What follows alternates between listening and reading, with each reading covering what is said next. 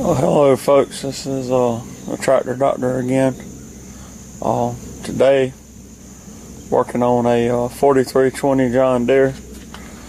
We have the machine split in half at the transmission and the bell housing.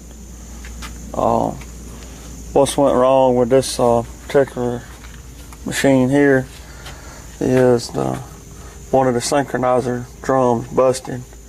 Fell down into the bottom of the transmission. There's part of the drum there. The other half still down, other piece is still down in the bottom. That drum's supposed to be on this side, just like this drum here on this side. And this is the high range and low range synchronizers. And that bound the shift lever up where the machine wouldn't change gears. Got everything broke down. I'm gonna have to get these shafts out of here and replace it.